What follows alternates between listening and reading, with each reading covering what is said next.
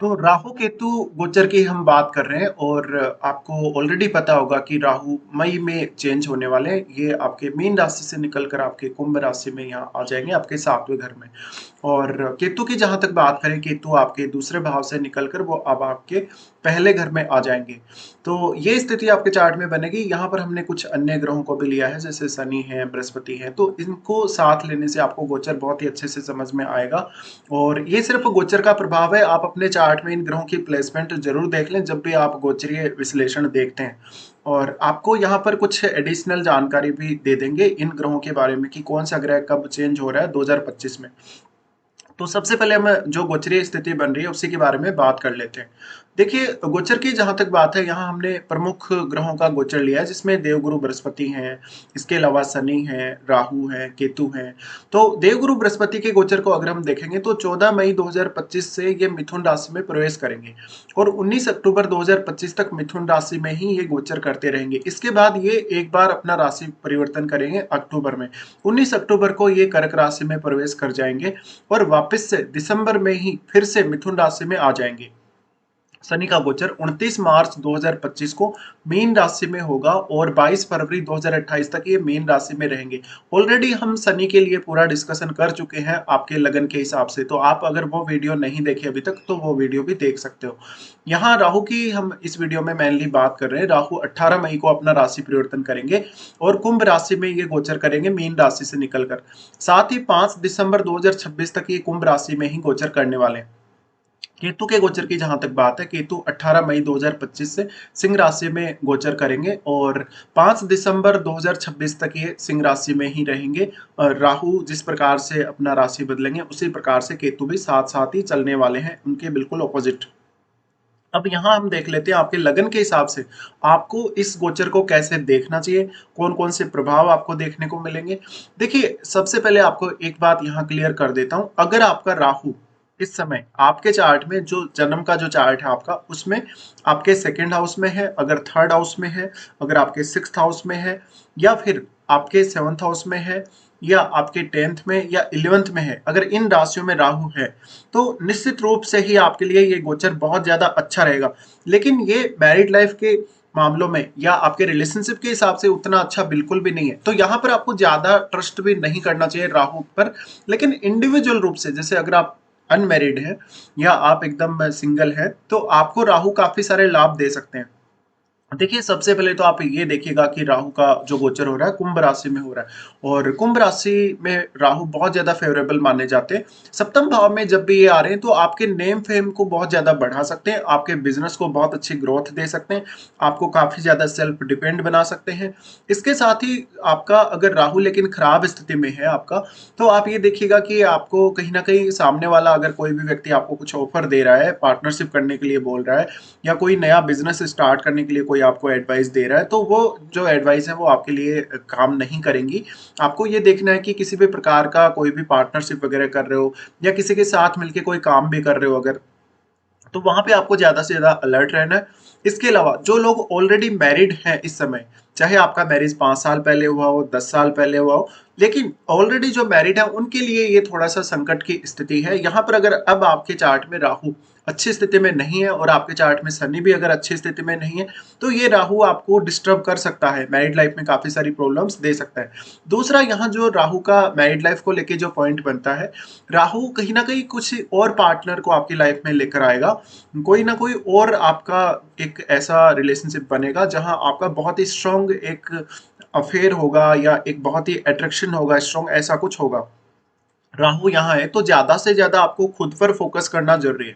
इसके साथ साथ आपके 7वें भाव में कोई भी अन्य ग्रह बैठा है तो आप उसका राहु के साथ युति के हिसाब से विचार कर सकते हो। मान लो अगर जैसे आपका यहाँ शनि बैठा हो तो राहु के यहाँ आने से आपके राहु और शनि की युति बन जाएगी। अगर यहाँ बुध बैठे हैं तो राहु बुध की युति बन जाएगी। फिर आपको ये देखना पड़ेगा कि बुध आपके चार्ट में 11वें भाव और दूसरे भाव के भी स्वामी है, तो इस हिसाब से आपको विचार करना, फिर आपको देखना कि कौन कौन से रिजल्ट इससे रह सकते हैं। इसके अलावा अगर आपको बहुत ज़्यादा कन्फ्यूजन हो रहा है, समझ में नहीं आ रहा, तो आप कुंडली विश्लेषण भी करवा सकते हैं। देखिए, यहाँ पे राहु है और कुंभ राशि में राहु है, तो हमें डिस्पोजिटर को भी देखना पड़ेगा। डिस्पोजिटर यहाँ शनि बनते हैं, जो कि शनि आपके 8वें भाव में ट्रांजिट करेंगे अब। तो 8वें भाव में इनका ट्रांजिट है, तो कहीं न कहीं 8वें भाव का प्रभाव भी आपको बहुत ही स्ट्रांगली देखने को मिलेगा। और शनि के बारे में मैंने ऑलरेडी डिस्कशन कर लिया है, तो आप शनि वाली वो वीडियो देख सकते हैं। देखिए यहाँ पे राहु है, तो शनि यहाँ जा रहे हैं। अब शनि आपके चार्ट में 6th लॉर्ड भी है और 7th लॉर्ड भी है, तो कहीं ना कहीं शनि से भी अब राहु पर प्रभाव पड़ेगा। शनि 8th हाउस में जा रहे हैं, तो कुछ सडन गेन या कुछ ऐसी स्थितियां आप 8th हाउस से भी एक्सपेक्ट करके चल सकते हो। यहाँ पे अगर आपका अपने इन लॉज के साथ किसी भी प्रकार का विवाद चल रहा है, कोई भी प्रकार का अगर पैतृक संपत्ति में विवाद चल रहा है, तो वो विवादों के सुलझने की बहुत ज्यादा संभावना बनेगी। अब देखिए, राहु कुंभ राशि में, कुंभ राशि में राहु है, तो जो भी कोई भी व्यक्ति आपके सामने आएगा, चाहे वो किसी भी तरीके से आपके सामने आए, फेस टू फेस या किसी भी तरीके से, चाहे ऑनलाइन माध्यम से, तो आपको वहां पर बहुत ज्यादा अलर्ट रहना है। अगर आपका राहु ऑलरेडी 7th हाउस में है, तो कहीं ना कहीं ये आपके लिए एक बहुत ही लाइफ चेंजिंग एक मोमेंट रहेगा।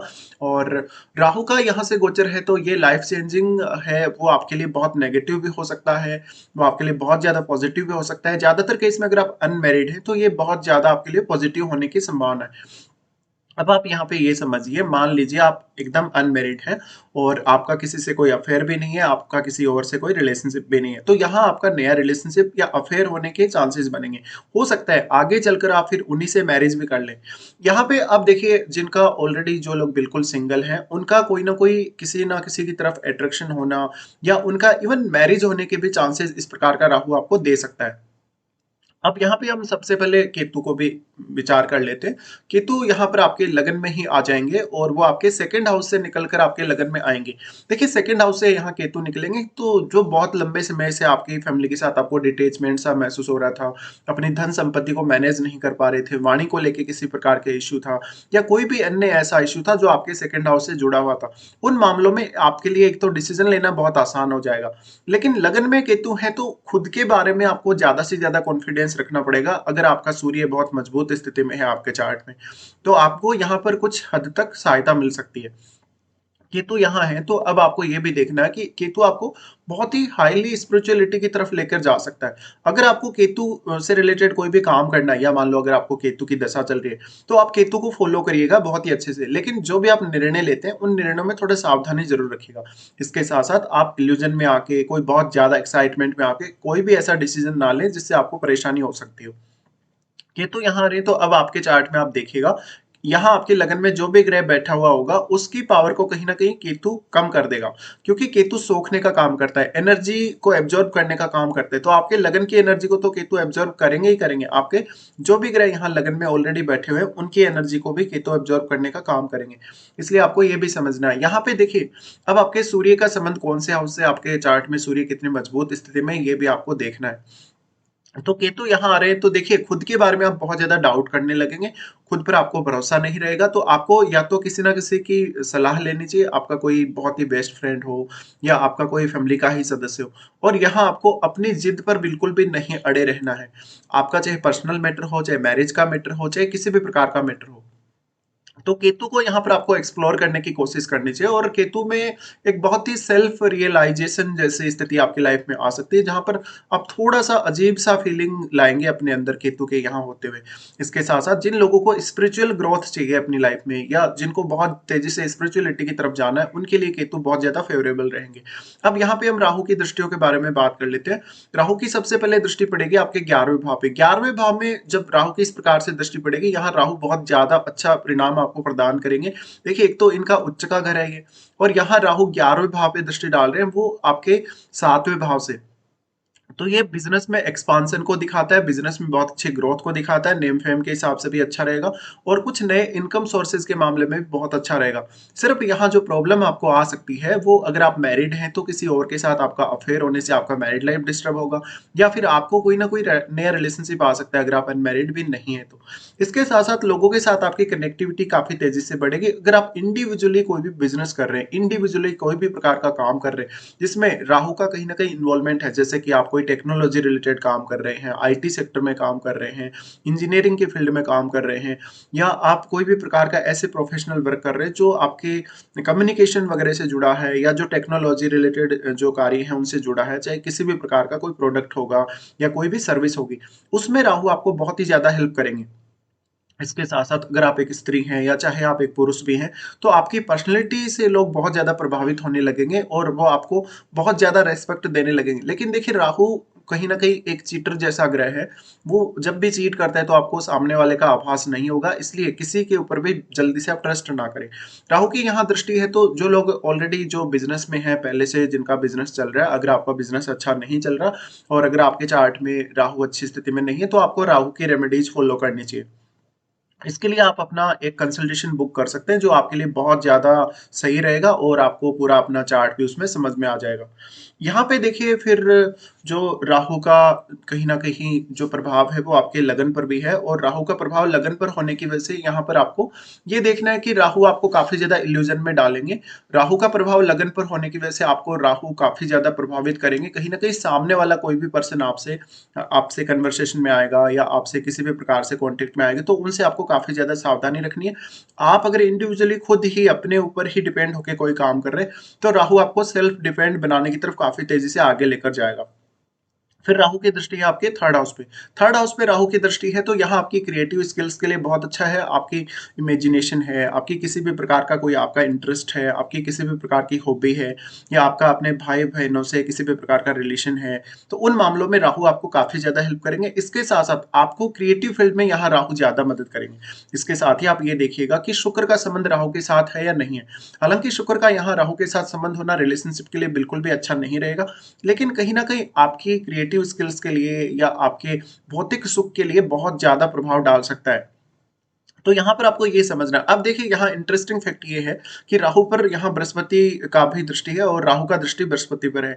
इसलिए कहीं न कहीं जो जो राहु का जो बृहस्पति का जो दृष्टि पड़ेगा राहु पर, वो राहु को कुछ हद तक कंट्रोल करने का भी काम करेगा। तो आपके चार्ट में देखेगा कि राहु ज़्यादा मजबूत है या फिर बृहस्पति आपके चार्ट में ज़्यादा मजबूत स्थिति में है।